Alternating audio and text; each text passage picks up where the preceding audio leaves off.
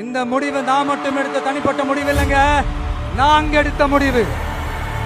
எதுக்கும் தயாராக தைரியமா நம்ம கூட நிக்கிற இந்த மாபெரும் சக்தியோட சேர்ந்து எடுத்த முடிவு.